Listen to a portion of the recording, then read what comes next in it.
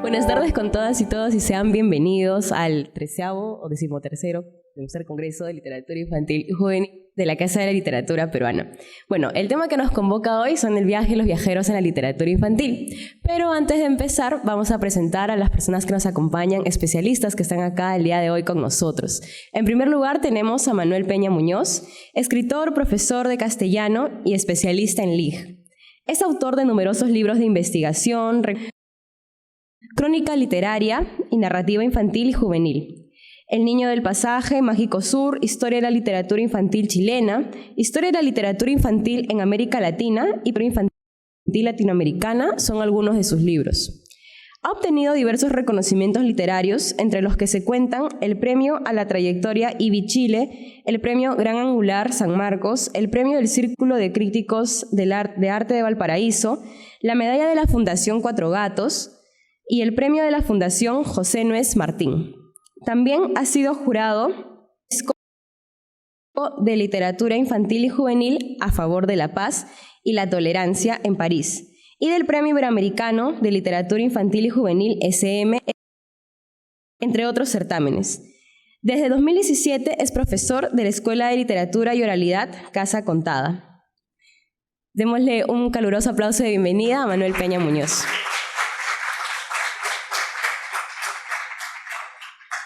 Continuando con la presentación, tenemos a Paulo César Peña. Él es bachiller por la Universidad Nacional Mayor de San Marcos, ha llevado el diplomado en Gestión Cultural en el Museo de Arte de Lima, ha publicado el libro de prosas breves Cada ventana tiene su propio cielo en el 2013 y 2 ensayos de investigación literaria. En 1945, Jorge Eduardo Eyelson, Vida y Canción en Lima, 2015, y Peregrinación a Santa Beatriz en el 2016. También ha sido editor de la antología de crónicas y ensayos Andanzas y Reescrituras con el colectivo Río Hablador en 2021. Ha escrito artículos dedicados a poetas peruanos y ha dictado talleres de escritura creativa en instituciones públicas y privadas. Actualmente forma parte del área educativa de la Casa de la Literatura Peruana y es acompañante pedagógico del programa especializado en mediación de lectura y escritura de la Cátedra de Lectura, Escritura y Bibliotecas del Perú. Un fuerte aplauso para Paulo César Peña. Bueno, a lo largo de estos días han sido diversos los temas que nos han convocado en este interesante congreso. Hemos hablado de los clásicos, hemos hablado de personajes muy representativos. Y como ya mencionamos al inicio de todo, el tema que nos convoca el día de hoy son los viajes y los viajeros en la literatura infantil y juvenil a nivel internacional, nacional, entre otros. Así que mi primera pregunta para los que nos acompañan el día de hoy es: ¿qué autores emblemáticos y representativos para ustedes, ¿no?, nos comentarían aquí que podrían servir de alguna u otra forma como parangones o modelos para el público presente aquí?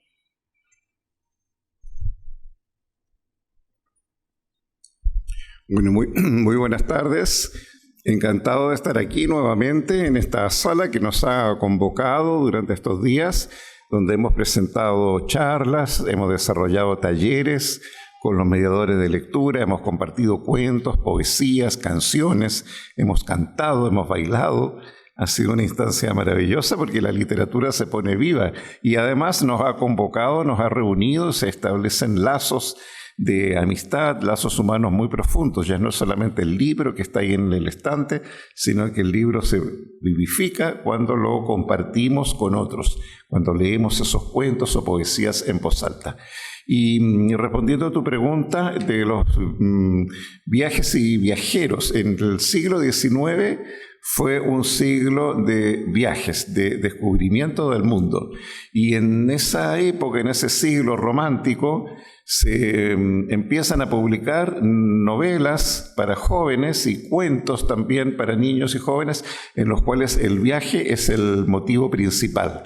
Y uno de los libros señeros de ese siglo es el libro Viaje de Nils Holgersson a través de Suecia. Ese es un libro de la escritora sueca Selma Lagerlöf. Es la primera escritora en el mundo que obtiene el Premio Nobel de Literatura, una mujer que consagró su vida a escribir novelas, cuentos, una obra literaria muy importante que se desarrolló en el ambiente de Suecia y que además quiso presentar en sus libros la realidad geográfica de Suecia con sus lagos, ríos, fiordos, acantilados, a través de ese libro que fue Viaje de Nils Holgersson a través de Suecia. Es un niño que es hechizado por un duende y lo convierte en un ser pequeñito, en miniatura, que se sube en el lomo de un ganso salvaje. Y el ganso eleva el vuelo y se lleva al niño en su lomo. Y él se aferra a ese ganso y a través de ese vuelo va descubriendo desde lo alto, en medio de las nubes, el paisaje de Suecia. Y el libro viene a ser una descripción geográfica y poética de las ciudades, pueblos de Suecia en el siglo XIX. Vemos a través de los ojos de ese niño las costumbres de los campesinos. Están las descripciones de las casas, de los árboles, de las plantas, las flores, los animales de la granja, y va llevando al lector por esos paisajes. Son descripciones muy largas, muy poéticas, muy detallistas, porque ella, como todo autor romántico, amaba su país y tenía ese carácter patriótico para ensalzar la naturaleza de Suecia. Y en esa época aparecen también otros autores que siguen la huella de los viajes, porque están los viajes también de expediciones, las expediciones botánicas, a muchos países para descubrir la naturaleza. Pero uno de los autores de literatura juvenil que más destaco es Julio Verne, desde luego en Francia. Sus novelas causaron un gran impacto en la juventud de Francia y de toda Latinoamérica. Viaje al centro de la Tierra, 20.000 leguas de viaje submarino, La vuelta al mundo en 80 días. Ese libro fue extraordinario porque nos mostró primero los distintos adelantos de su tiempo, el ferrocarril, que era algo extraordinario que no se conocía, los vuelos aerostáticos, que están en el libro 5 semanas en globo. Los personajes van desde Francia hasta África en un globo aerostático. Entonces también esos libros de Julio Verne incentivaron a los jóvenes a descubrir. Fueron libros que no solamente contaban una aventura, sino que incentivaban en los jóvenes lectores el deseo de conocer otras realidades, otros mundos que parecían imposibles, y viajaban a través de la literatura. No solamente viajes por el mundo, sino que también bajo el fondo del mar. 20.000 leguas de viaje submarino. Viaje al centro de la Tierra, lo mencioné. Viaje a la Luna, entonces ya eran viajes espaciales, eran submarinos. Viaje en el tiempo. El libro que a mí me conmocionó cuando yo lo leí, tendría unos 12 años, menos conocido, de Julio Verne. Se llama El secreto de Wilhelm Storitz. Y es yo creo que la única novela suya que transcurre en el pasado, en el siglo XVII. Y él bebe una pócima y se convierte en un hombre invisible y traspasa las paredes. Entonces a mí me gustó que a través de la novela yo viajaba en el tiempo a esa época. Así que viajé en el tiempo, a la luna, al fondo del mar, a pesar que fue un hombre que viajó muy poco, pero él viajaba con la imaginación. Él siempre quiso viajar y de niño se escapó del internado y se subió de polizón en un barco en el puerto donde vivía. Y entonces su hermano no quería denunciar que el niño se había ido. Va el padre a buscarlo y no lo encuentran. Y lo buscan y finalmente el hermano dice, se fue en ese barco, está ahí en el muelle. Y lo van a buscar. Y efectivamente estaba de polizón en ese barco, no alcanzó a zarpar. Y entonces el padre lo saca de una oreja del barco y le dice, desde hoy no vas a viajar más que en tu imaginación. Y lo sacó del barco. Ya se le frustró el viaje, pero entonces en compensación decidió describir en sus novelas los viajes que él quería hacer a otros países. Pienso en Emilio Salgari también, escritor italiano, que también en la misma época escribe novelas ambientadas en lugares exóticos, porque el exotismo también está de moda en esa época. No son viajes por Italia, son viajes a la India. Ustedes recordarán Sandokan, el príncipe de la Malasia, Yolanda, la hija del corsario negro. Son viajes al Caribe. Esas novelas que él escribió en Italia, en Turín, describen viajes hacia mares y hacia lugares exóticos. Pero para mi modo de ver, el escritor que concentra el sentido del viaje y que para mí es señero en la literatura infantil es el escritor danés Hans Christian Andersen, porque él mismo fue viajero. Los otros viajaron un poco, pero Andersen hizo de su vida un viaje. Viajó siempre fuera de Dinamarca. Fue el escritor de su tiempo que más viajó. Se aventuró a ir a Alemania, desde luego a Suecia, Suiza, Francia, Inglaterra, y se atrevió a viajar por España en un momento en que nadie viajaba a España, porque era un país muy peligroso. Había que cruzar caminos, ir en diligencias tiradas por caballos, todavía no estaba el tren, y él hace todos esos recorridos. Y tiene un libro, que lo leí yo hace poco, me impactó mucho, se llama Viaje por España, porque además de los cuentos, que son más de 180 cuentos, conocemos unos pocos: El soldadito de plomo, El patito feo, El traje nuevo del emperador, La sirenita. Además de esos 180 cuentos, escribió crónicas de viajes y ese libro tan bello que se llama Viaje por España. A mí ese libro me enseñó a mirar, a observar, o sea que también está la descripción. Y luego sus personajes también viajan. En todos los cuentos hay una descripción de un viaje. El patito feo, desde luego, viaja. En El traje nuevo del emperador, el emperador viaja, es un viaje corto, pero a través de una alfombra. Examinen sus cuentos. El soldadito de plomo, miren ustedes todo el viaje que realiza. Así que ahí tenemos un ejemplo de un autor que valoró el viaje con el sentido de salir de uno mismo, de conocer otros paisajes, de abrirse al mundo, y es también el viaje de Andersen un viaje al interior de uno mismo. Y el viaje, tal como lo hacemos aquí en estos viajes que realizamos por otros países, un viaje como una manera de conocer a los pares, a los otros escritores, a entablar otras relaciones con otros escritores y a compartir. Practica él el arte de compartir. Así que me parece que es uno de los escritores que hay que volver su mirada, nuestra mirada hacia esos autores. Así que cuando me preguntas qué autores menciono de los viajes, Selma Lagerlöf, el maravilloso viaje de Nils Holgersson a través de Suecia, Julio Verne, con las novelas que les mencioné, Viaje al centro de la Tierra. Hoy día se leen menos, pero es interesante leer esos libros, o por lo menos algunos párrafos, para ver su estilo literario y el impacto que tuvieron en su momento. Y también Emilio Salgari en Italia, y finalmente el autor que les menciono, que vale la pena leerlo siempre, que es Hans Christian Andersen. Y en América también tenemos otros autores que aquí Pablo nos va a detallar. Así que esos son los que yo rescato en una memoria así rápida de autores viajeros en el tiempo. Gracias, Manuel. Sí, yo quisiera más bien enfocarme directamente en los casos peruanos, ¿no? Sí, detenernos un momento en nuestra propia tradición. Y me parecía muy pertinente lo que comenzaba mencionando Manuel, ¿no? Sobre cómo en el siglo XIX habían ideas predominantes como la base con la ciencia y la tecnología, ¿no? Recordemos el positivismo en aquellos años, o también la búsqueda de lugares exóticos. En el caso peruano, o lo que corresponde con el territorio del Perú, en el siglo XIX, como saben, es nuestra independencia, en 1821.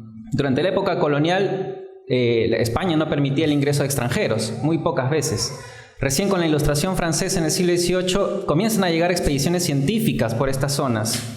Pero una vez que ya el Perú se independizó, y sobre todo en la segunda mitad del siglo XIX, es que comienzan a venir más viajeros y exploradores, y fundamentalmente buscando o la naturaleza o los restos arqueológicos. Quisiera mencionarlos porque normalmente no los conocemos y sin embargo también son determinantes para conocer las maneras en cómo se ha representado nuestro país o en la propia Latinoamérica. Aquí, por ejemplo, habría que mencionar a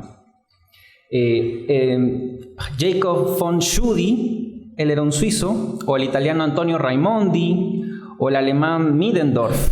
Por ejemplo, Middendorf estuvo a cargo de hacer investigaciones sobre los restos arqueológicos prehispánicos en el Valle del Rímac, y gracias a sus primeras investigaciones dio una base para conocer este propio territorio. Y ni qué mencionar el caso de Antonio Raimondi, ¿no? Que a través de sus viajes, de sus investigaciones, ¿no? Comenzó a retratar la naturaleza y la geografía de este país, ¿no? Entonces, como que también ahí nos permite mencionar un detalle de los viajeros. Al escribir o al producir sus obras, nos permiten contar con una representación, ¿no? De un territorio, de un espacio, y de alguna manera eso es también una forma de conocer esos territorios. Y lo conecto con algo que también había mencionado Manuel, ¿no? Cómo había mucha búsqueda de los lugares exóticos en narradores del 19, estaban pues nutridos también por estos viajeros que habían salido de Europa a distintos lugares del mundo y escribían crónicas. Una vez que volvían de haber estado en la India, o en la China, o en el Perú, regresaban a sus países y publicaban sus crónicas de viajes, ¿no? Sobre todo en París, en Londres, ¿no? Que eran los principales polos culturales de Europa en el 19. Bueno, eso es una de las, creo que Manuel no me va a dejar mentir, una de las cosas que influye en Julio Verne, por ejemplo, sí, ¿no? Y más adelante en otros autores. Pero volviendo al caso peruano, la representación, como vemos, ha sido desde la mirada del extranjero de afuera en un primer momento, los viajeros. Algo que influye para que también no tengamos de buenas a primeras escritores viajeros es que no habían tantos medios de comunicación en el territorio peruano. Si uno quería irse a Arequipa en el siglo XIX tenía que tomar un barco, igual a Trujillo. Recién hace un siglo, es decir, en las décadas del siglo XX, es que comienzan a construirse muchas de las carreteras y caminos que conectan la costa y la costa con la sierra. Igual si queríamos ir a la selva solo nos quedaba la vía fluvial, ¿no? Entonces, a partir de los años 30, digamos que las personas que viven en el Perú tienen oportunidad de recorrer el Perú sin tantos riesgos. Porque antes, claro, podías ir como un arriero con tu mula o irte en una caravana, pero no sabías lo que te podía esperar. A partir del cambio de la tecnología, de cómo influye también esta manera de las dinámicas sociales, es que comienzan a existir ya las representaciones del Perú, ya no fijándonos nada más en lo que han dicho otros o en postales creadas antes, sino que el escritor ha tenido oportunidad de visitar estos lugares. Lo menciono para detenerme en ciertos nombres que nos parecen emblemáticos dentro de la literatura infantil y juvenil peruana. Menciono a Cota Carvalho, José María Arguedas, Sebastián Salazar Bondy y Francisco Izquierdo Ríos. ¿Por qué ellos? Porque tienen obras que hemos leído muchos de nosotros desde la escuela, ¿no? En la infancia, y que se siguen leyendo actualmente y que tienen en común justamente la idea del viaje. De Cota Carvalho, pues una obra fundacional como es Rutsí, el pequeño alucinado, de 1947. Este geniecillo, ¿no? Que sale de la selva en su necesidad, en su deseo, ¿no? De querer convertirse en humano, lo lleva a recorrer la geografía peruana, desde la selva hacia el mar. Y en el tránsito, la autora genera o propicia que su personaje vaya recogiendo leyendas, mitos, tradiciones de distintas zonas del país. Si leemos o volvemos a las páginas de Rutsí, también nos vamos a dar cuenta que hay esta preocupación por describir la geografía o los estilos de vida de las personas en distintos territorios, ¿no? Entonces ahí tendríamos un primer ejemplo, ¿no? Rutsí, el pequeño alucinado. Mencionaba Arguedas en el caso de Los ríos profundos, de 1958.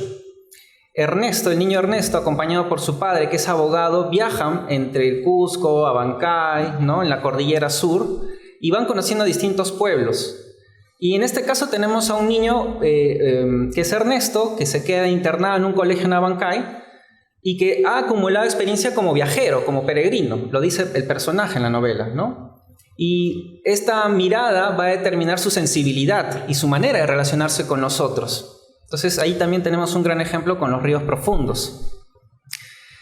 Es verdad que cuando decimos literatura infantil y juvenil ahora estamos pensando en esa producción pensada para este público, ¿no? niños, adolescentes.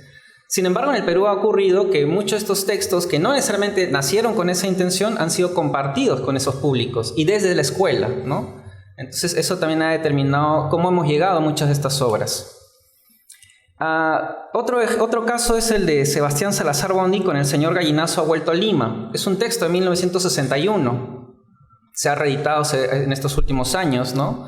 Y en este caso, el señor Gallinazo es un ave ya de avanzada edad, o así se lo describe, ¿no? Mayor, que regresa de haber viajado y se encuentra con una ciudad de Lima que ha cambiado. Podríamos hacer la extrapolación con Sebastián Salazar Bondy y su mirada crítica a la Lima que está transformándose entre los años 50 y 60, ¿no? Por la expansión de las calles, por la llegada de la migración, etcétera, por otras dinámicas sociales. Y en este caso el señor Gallinazo pues tiene contacto con un niño bautista y se entera de cuáles son las dinámicas entre ricos y pobres en esa Lima de aquellos años, ¿no? Y también recorren la ciudad. Y también describe cómo desde el aire ven, por ejemplo, la isla San Lorenzo, el Cerro San Cristóbal o las urbanizaciones que van creciendo hacia el sur. Entonces también, de alguna manera, estamos pues con un viajero, solo que está en regreso, ¿no? Volviendo a su lugar de origen. Y el otro caso es Francisco Izquierdo Ríos con El Bagrecico, de 1965. En este caso, también el bagrecico es un pequeño pez que vive en un riachuelo, escucha de un bagrecico de mayor edad, ¿no? Del abuelo, de que existe esto que se llama el mar y que uno puede ir hacia el mar. Entonces, el bagrecico, el personaje del bagrecico es uno de los que se entusiasma con esa idea y se lo propone. Recibe los consejos del abuelo, las indicaciones y deja el riachuelo. Y como sabemos, pues llega hasta el mar y si somos buenos en geografía sabremos que es el Atlántico, que llega hasta el Amazonas. Y de ahí hace la vuelta, ¿no? Para regresar a su riachuelo de origen, pero ya con el tiempo transcurrido, ¿no? Entonces, aquí ya algunas obras que son fundamentales dentro de la LIG peruana y que comparten esta idea, pues, del viaje y del viajero, ¿no? Sí. Muy interesante lo que dices, Pablo, y me hizo recordar cuando hablaste de los cronistas viajeros, una escritora inglesa en realidad que estuvo en Chile a comienzos del siglo XIX, en 1824, y que llegó también viajando. Fíjense, un libro de viajes escrito por una mujer, en realidad es un diario de vida, que se llama Diario de mi residencia en Chile. Y ella era una mujer culta que ya había viajado con su padre y luego con su esposo, que eran del ambiente marítimo. Ella los había acompañado en distintos viajes a la India y también a Italia. Por lo tanto, era una viajera culta que iba de acompañante. Y cuando el esposo hace un viaje a Sudamérica, porque quieren recorrer en esa embarcación las costas del Pacífico, el marido muere en la travesía. Y al llegar el barco a Valparaíso, lo bajan del barco, lo sepultan, el barco tiene que continuar el viaje, pero esta viajera decide quedarse en la ciudad, en Valparaíso. Y entonces escribe sus impresiones en un diario de vida que se llama Diario de mi residencia en Chile. Son 2 años y medio, un poco más, que ella está ahí. ¿Y por qué es interesante el libro? Es para adultos, también para jóvenes. Primero porque generalmente esos diarios eran científicos, escritos por hombres que llegaban allí, que querían describir la fauna o la geografía del lugar. Pero ella, como mujer que además es culta y que además es inglesa, tiene un sentido de la observación muy agudo. Y empieza a entrar a las casas y ese diario entonces es un registro de la vida cotidiana de Chile a comienzos del siglo XIX, cuando Chile entra a la República, el periodo republicano. Y desde luego que ese viaje, ya que está en Valparaíso, en carreta a Santiago, y allí también entra a las casas, traba conocimiento de la vida de las familias de Santiago, y esos viajes que hace por el Valle Central de Chile, es una mina costumbrista extraordinaria, porque es una mujer primero intrépida, valiente, muy decidida para la época, que es capaz de salir sola, de andar a caballo, de entrar a las casas, de observar las comidas, y de describir todo lo que ve en esos libros que ella escribe. Después se va al Brasil y escribe Diario de mi residencia en Brasil. Y después se regresa otra vez a Inglaterra y se dedica a escribir libros para niños. Es muy interesante esa escritora, menos conocida, pero a mí me gusta mucho porque también, como los libros de Andersen, porque son contemporáneos.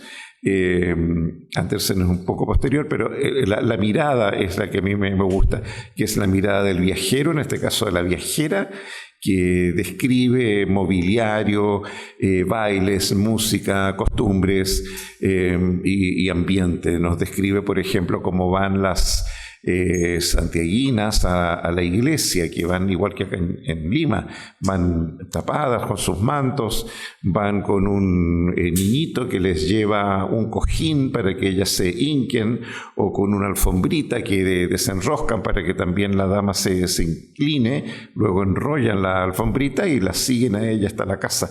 Todas esas costumbres los historiadores no las describen, pero ella sí. Entonces esos libros son de viajeras, en este caso, que escriben sobre lo que ven en un diario de vida. Y en Chile hay un libro también de viajes que se llama Perico trepa por Chile, de la escritora Alicia Morel y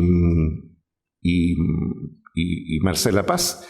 Y ese libro también es un viaje de un niño de la Patagonia que va a buscar a su padre al norte de Chile, por eso se llama Trepa por Chile, porque va de sur a norte, y va con un corderito que es su mascota, y ese libro va describiendo un viaje. Entonces también, al igual que el libro de Selma Lagerlöf, permite al niño lector seguir por la geografía de Chile a través de la mirada de un niño. Y hay otro libro, ya, también para mencionar un libro chileno que me gusta mucho, que se llama Alamito el Largo, de una escritora que se llama Maite Alamand, y es un árbol, un pino, que quería conocer el mar y quería viajar, pero como estaba ahí enterrado no podía salir del lugar y miraba el mar allá a lo lejos, ¿no? Imposible salir, y su deseo era viajar por el mar. Finalmente vienen unos hombres de un aserradero, lo cortan y lo transforman en un mástil de un barco. Entonces él cumple su destino porque va viajando por el mundo como mástil en un barco, en un bergantín que va por los distintos mares del mundo. Cumple el destino de viajero. Lo que él quería, lo que parecía imposible, lo cumplió. Así que ese tema del viaje es fantástico porque nos permite también nosotros leer y seguir los derroteros, como dijo Pablo, de cronistas, de viajeros, de cuentos que nos hablan del viaje, o de personajes que también viajan. Ahí quería agregar algo justamente interesante de lo que mencionabas, Manuel, porque hay una figura paralela acá en Perú que es Flora Tristán. Sí, Flora Tristán, sí. Que también en el siglo XIX visita el Perú, ¿no? Ella es de ascendencia francesa, pero viene a reclamar una herencia de un tío acá en Arequipa, pero pasa también por Lima, y así como la autora que nos mencionaba, Manuel, también es una mirada crítica sobre las costumbres de la sociedad que conoce en esa época, ¿no? No quería dejar de hacer nada más ese paralelo. Y Flora Tristán es la abuela del pintor Paul Gauguin. Así es. Entonces también interesante, una abuela con una relación con el pintor, y también ella pasó por Valparaíso. Y entonces las descripciones que hace de Valparaíso son muy interesantes, porque observa, por ejemplo, que las viajeras que hay ahí, que la vida es muy cosmopolita y que hay una gran colonia francesa. Ella no tiene problemas para relacionarse en francés con las personas que hay ahí. Y Mario Vargas Llosa tiene justamente una novela, ¿cómo se llama? Tiene una novela de Mario Vargas Llosa inspirada en El paraíso en la otra esquina. El paraíso en la otra esquina, basada en Flora Tristán. Son personajes interesantes de viajeras que vienen a estos países y que descubren un mundo desconocido, y desde luego que son también mujeres críticas para su época. Sobre todo esta Flora Tristán, que era bastante audaz, venir aquí a buscar una herencia a Arequipa, y finalmente no le resulta, pero igualmente viene y conversa y se pone a vivir en la sociedad peruana y después en la sociedad chilena. Así que también son libros, digamos, son libros de viajes de mujeres intrépidas que van descubriendo una vida extraordinaria.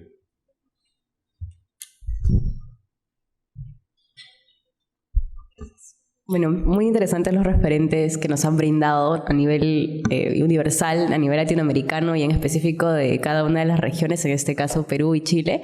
Ya tienen ahí bastante bagaje, ¿no? Para poder revisar. Yo también he estado anotando así un montón de títulos.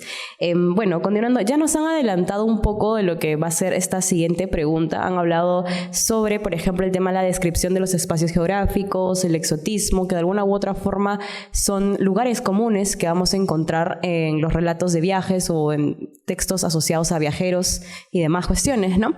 Entonces, mi pregunta va por el lado de qué recursos, tópicos o arquetipos ustedes encuentran en los relatos asociados al viaje o de viajeros en la literatura infantil. Bueno, uno de los recursos más interesantes, yo creo, es el del umbral. Es un personaje que cruza un espacio real y a través de un elemento de separación ingresa a un mundo de fantasía. Es el ejemplo de Alicia en el País de las Maravillas, que también hace un viaje extraordinario luego que ella sigue al conejo blanco y cae a ese pozo. Y en la literatura contemporánea, pienso en las Crónicas de Narnia, que también los personajes entran al fondo del ropero, empujan esa parte que está en la parte de atrás del ropero, detrás de la ropa, y entran también, ingresan a un universo fantástico. Y esos son espacios, son umbrales que permiten al escritor desarrollar una historia de fantasía y asombro que está al otro lado de una puerta. Es la puerta de la magia que les hace ingresar a ese mundo. Estaba pensando también en el libro Pinocho de Carlo Collodi, en el que también el personaje hace un viaje iniciático, porque parte como un muñeco, pero a medida que va sufriendo, que va en ese viaje de dolor, de karma, de sufrimiento, de penitencia, se va humanizando. También nos va contando la historia del dolor como vehículo para la superación personal y para lograr una mayor humanidad. Es un viaje que hace hasta entrar hasta el corazón de la ballena, y están los elementos bíblicos que están también dentro de la historia, y finalmente sale con su padre desde el interior de la ballena. Eso también le significó un dolor y una manera de purgar tantos sufrimientos que fue pasando, liberarse a sí mismo y convertirse en un ser humano. Hacer viaje también como superación y como búsqueda de un humanismo espiritual. Es interesante conocer ese libro desde la obra original. A menudo hay síntesis, resúmenes, adaptaciones, pero la novela original de Pinocho, que fue una novela por entregas, se fue publicando en forma de capítulos en una revista en Italia. Comprende muchas páginas y comprende una estructura muy novedosa, muy interesante de desarrollo de un personaje. Así que esas son algunas reflexiones que se me ocurren de recursos, principalmente la idea del umbral y del crecimiento interior de la novela de desarrollo humano. Bueno, les he mencionado 4 obras hace un ratito. Son justamente las que había leído para actualizar ideas, preparado justamente para la mesa. Y algo que he reconocido, o un rasgo que he identificado entre estas 4 obras, ¿no?, es mirándolos fuera del texto por un momento y fijándonos en los escritores, ¿no?, este perfil docente que mantienen, ¿no?, que presentan, ¿no? Francisco Izquierdo o Arguedas, pues son muy claros ejemplos, ¿no? Y Cota Carvalho y Sebastián Salazar Bondi, con otras acciones o en otros ámbitos, también muestran este perfil docente. Y lo traigo a colación pensando en que, claro, también la literatura infantil ha sido pensada como un medio para dotar de conocimiento al niño, al adolescente, y ahí, claro, ahí hay que tener cuidado con que no se convierta nada más en un puente de información y eliminemos todos los aspectos estéticos, ¿no? Ahí está justamente ya la cuota de creatividad, ¿no?, del que escribe, ¿no?, para lograr conjugar todo ello. Y lo mencionaba porque justamente en estas 4 obras, ¿no?, cada uno de estos autores, proyectando en sus personajes, nos presentan una manera de describir el espacio que recorren, ¿no?, los territorios que conocen, preocupándose también mucho en a los lectores al menos, dotarnos de mucha sensorialidad, es decir, de percatarnos mucho de los sonidos, ¿no? En Arguedas eso es muy notorio, creo que también en Cota Carvalho, ¿no? De describirte con detalle lo que ocurre en ciertos fenómenos de la naturaleza, ¿no? Desde la lluvia, el río, la luz del sol, la nieve, etc. Y en el caso del Bagrecico también, ¿no? Está presente la descripción de las texturas, de los colores. A lo que quiero llegar es que, al menos en esta literatura infantil, ¿qué encontramos? Que hay una contundente preocupación estética, ¿no? Y, bueno, al menos cuando he estado investigando también con miras a la mesa, había encontrado, por ejemplo, fichas educativas que se preparan sobre alguna de estas obras.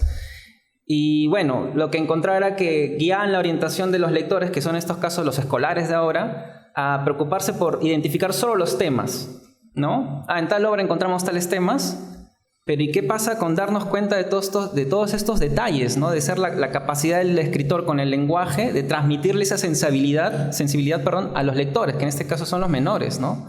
O en un primer caso como público los lectores, ¿no? Porque también son obras que cualquiera de nosotros ya podríamos leer, ¿no? No es que hay una valla. Eso es por un lado, ¿no? Esta preocupación con el lenguaje, de ser capaz de describir lo sensorial. Y ahí recordando justamente uno de los poderes del lenguaje, de hacernos sentir estas cosas, ¿no? Cuando alguien maneja de tal manera la escritura que puede describir estas sensaciones o estas experiencias, pueden lograr que uno como lector las perciba, las experimente, ¿no? Otro tópico importante que habría que mencionar es el de la transformación, ¿no? De los protagonistas. Comienzan con una idea, con una forma de pensar o con una determinada actitud, y las circunstancias que van a atravesar van a permitirles cambiar, y definitivamente siempre va a haber un cambio, ¿no? Esto es algo que también me permite mencionar la principal metáfora que se ha asociado con el viaje, que es justamente el de la vida, ¿no? El de transcurrir en la vida, el paso del tiempo. Entonces, de alguna manera también es una invitación a reflexionar sobre cómo nosotros mismos vamos cambiando, ¿no? Inevitablemente con el transcurrir, ¿no? Y de ahí que una metáfora tan pertinente como la de alguien que está en movimiento, en traslación, ¿no? O yendo de un punto a otro. Bueno, esos dos detalles nada más para no extenderme mucho.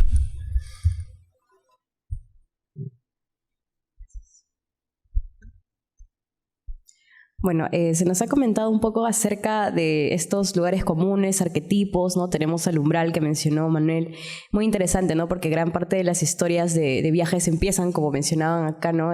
Cruzando un portal, yendo a otra realidad, o no necesariamente yendo a otra realidad, pero de alguna u otra forma experimentando otro tipo, ¿cómo se podría decir?, de contexto, ¿no? Y justamente lo que menciona Pablo también, interesante ver que en la literatura peruana haya una constante nivel de sensorialidad, de descripción, una preocupación estética muy marcada y un uso del simbolismo que también permite, ¿no?, construir y configurar estos relatos de viajes.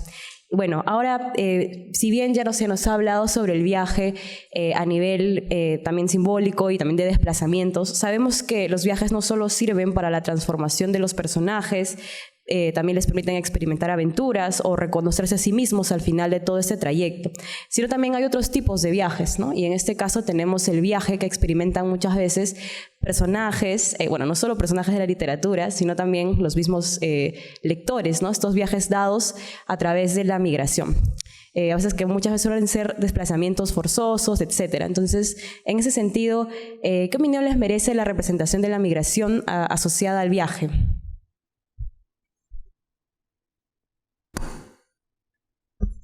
Sí, hemos hablado de los viajes del siglo XIX como momentos para descubrir el mundo, pero hoy día vivimos una época en que los países reciben migrantes y es una época de desplazamientos de un sitio a otro. Y ese tema está recogido también en la literatura infantil y juvenil. No son viajes para ir a descubrir el mundo, sino que para llegar a esos destinos inciertos y tratar de descubrirlos y de integrarse. Uno de los libros que me parece más interesante desde ese punto de vista y muy doloroso también por lo que nos hace reflexionar, se llama Mexique, el nombre del barco. Es un libro de una autora chilena que se llama María José Ferrada. Les recomiendo el nombre de esta autora porque es una de las principales autoras de literatura infantil, yo diría chilena e iberoamericana. Sus obras están traducidas al japonés, al italiano, se han traducido a otras lenguas también. Ella misma ha viajado a Alemania, están traducidas al alemán. Tiene más de 50 libros, todos editados con una gran calidad en sus ilustraciones y en las ediciones. Esos libros, ¿cuál de todos? Es una mayor obra de arte. Yo diría de las escritoras más notables hoy día de Chile y de Latinoamérica es María José Ferrada. Ella tiene un libro que se llama Mexique, el nombre del barco, y nos muestra el viaje forzado de más de 450 niños y niñas de España que tuvieron que viajar desde España hasta México en épocas de la Guerra Civil Española. Había tantos bombardeos, las familias pasaban tanto miedo, caían las bombas, que los padres decidieron sacar a los niños del país y llevarlos a México. Había un barco que se llamaba Mexique para que pudiesen estar mientras pasaba la guerra en México y luego regresar. Y entonces embarcaron a los niños en esa nave. Imagínense lo doloroso de esas madres que tuvieron que ir a despedirse de esos niños y niñas con sus maletas viejas, con su ropita que tenían. 450 niños y niñas que viajan solos en un barco. Es un viaje que es una aventura y dolorosa porque se tienen que separar de sus padres y llegan a México. Esos niños se conocen como los niños de Morelia. Tienen que vivir en esa ciudad y nunca regresan porque esperaban que la guerra se terminara, pero después se prolonga la posguerra y nunca los niños regresaron. Esos niños existieron, están en la historia, pero nadie se había preocupado de ellos. Y entonces María José Ferrada decide rescatarlos y escribir sobre ellos. No es una novela de aventuras, ni tampoco es una novela de viajes. Es un libro que rescata a esos niños desde la poesía. Y yo se los recomiendo. Su ilustradora es española, se llama Ana Peñas, es catalana. Y aquí tenemos también hoy día estas ediciones que se hacen, son multiculturales, porque la escritora es chilena, la ilustradora es catalana, se van mezclando, combinando escritor e ilustrador de otros países para contar una historia que empieza en España y termina en México. O sea, no es una historia chilena, es una historia ya que nos concierne a todos los lectores y nos hace sensibilizarnos en los libros que hoy día transcurren en torno al tema de la migración. Estoy pensando en un libro álbum también de un autor chileno que se llama Claudio Aguilera y tiene un libro que se llama La cabeza de Elena. Es un libro álbum y entonces a través de las imágenes, de las ilustraciones, vemos a una niña que no se sabe dónde tiene la cabeza. Ustedes les han dicho, ¿dónde tienes la cabeza?, le dicen a la niña. Sí, la tiene en otra parte, porque la niña ha emigrado con sus padres a otro país. Y desde ese país ella está recordando a la familia que dejó atrás. Recuerda a su abuela. A través de las imágenes vamos imaginando lo que tiene esa niña en la cabeza. O sea, está cuerpo presente, alma ausente, porque ha viajado en la realidad, en la geografía, pero su cabeza quedó en otra parte. Es como el caracol que se desplaza con su casa a cuestas y la casa de esa niña son sus recuerdos. También es algo doloroso. Este mismo autor, Claudio Aguilera, tiene un libro que me gusta mucho y que ha tenido muchos premios, se llama 9 kilómetros, es un álbum ilustrado y es un viaje mucho más acotado. Y aquí les voy a dar un ejercicio para que ustedes piensen, a ver cuántos kilómetros recorrieron ustedes, o pasos, o en fin, desde que salieron de la escuela en la mañana tempranito hasta que llegaron desde que salieron de sus casas hasta que llegaron a la escuela. Aquí el libro, este álbum ilustrado, sigue la pista de un niño que tiene que salir a oscuras. Las primeras ilustraciones son casi en negro, solamente se ve un puntito amarillo que es la casa del niño, y a medida que van avanzando las páginas va aclarando y se ve el camino que tiene que seguir este niño recorriendo 9 kilómetros hasta que en la última página llega a la escuela. Entonces es también un viaje. Es un viaje desde un punto al otro que nos hace reflexionar en los niños y niñas de todos los países, también de Perú, porque está el caso de Perú. Al final del libro viene una información, porque es también un libro informativo, que nos muestra cómo hay niños que recorren un tramo del camino del Inca para llegar a su escuela. Y en ejercicios que yo he dado cuando he hecho talleres con niños o con adultos también, les pido que recuerden y salen historias muy interesantes porque comparten sus experiencias de ese recorrido que cada uno de nosotros hizo, desde que salió de la casa hasta que llegó a la escuela. Y el último libro que quiero mencionarles también, porque es la migración. María José Ferrada tiene un libro que se llama Otro País. También, pura poesía ese libro, es emocionante. Nos describe cómo el niño tiene que adaptarse a otro país y va describiendo los sentimientos, emociones de niños y niñas que ven que la bandera que se iza en el colegio donde están no es la que ellos conocían, es otra bandera. La comida es otra, las canciones que se cantan son otras.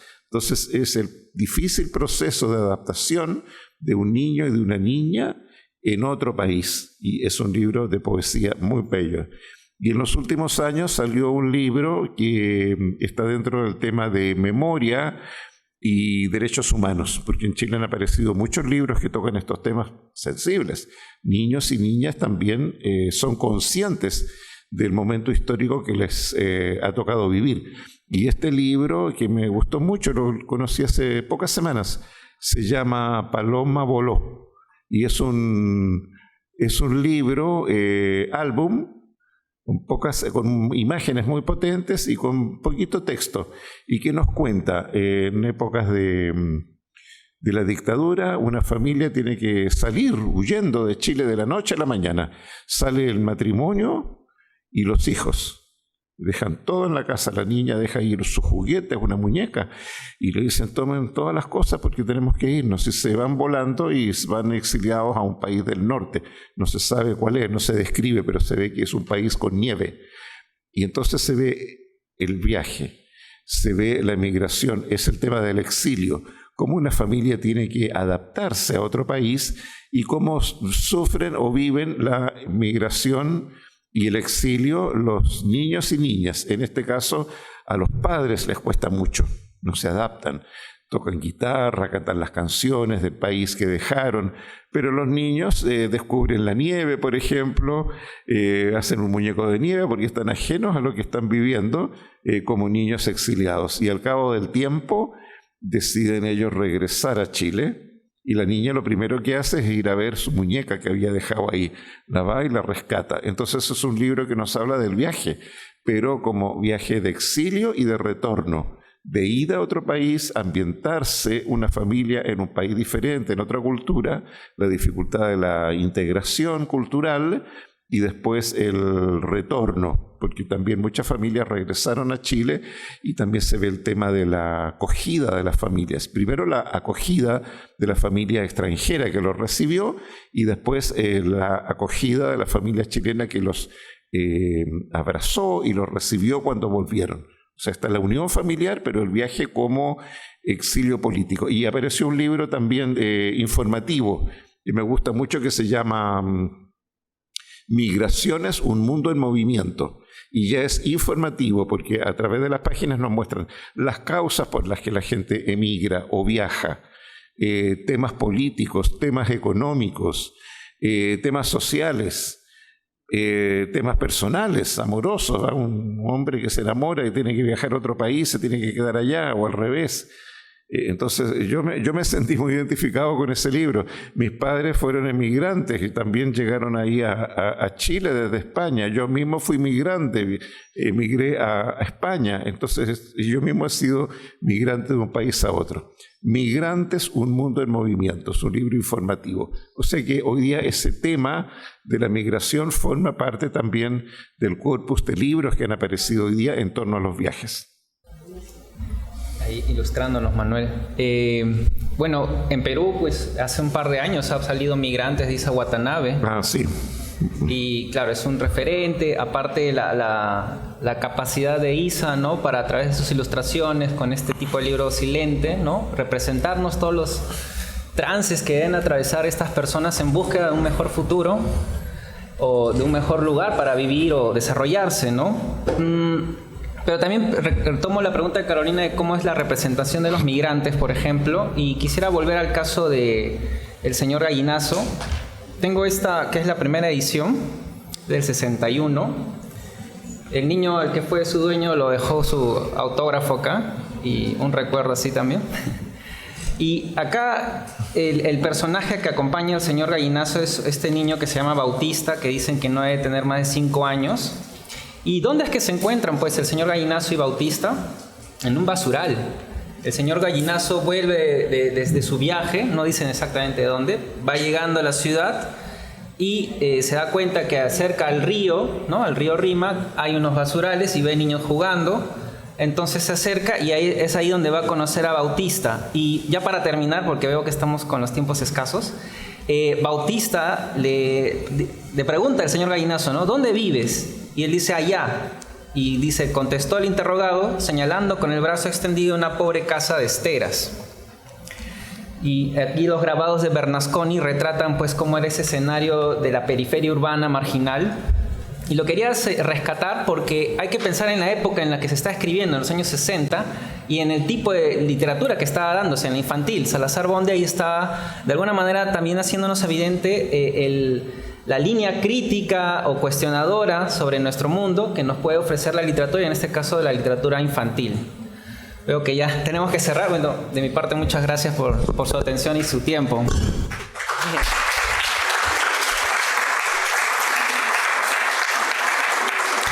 Muchas gracias a todos por su atención. Vemos que nos vamos con bastantes títulos para buscar, para repensar también el tema del viaje. Y bueno, los invitamos a la narración oral que va a ser a continuación. Espectáculo de cuentos Rutsi va a estar a cargo de los abuelos y las abuelas cuentacuentos de la Casa de la Literatura Peruana. Bueno, agradecer nuevamente a Paulo y a Manuel por tan interesantes exposiciones. Y bueno, esta ha sido la última fecha del Congreso de Literatura Infantil y Juvenil. Y será hasta el otro año. Muchas gracias. Sí. Un fuerte aplauso. Un fuerte aplauso.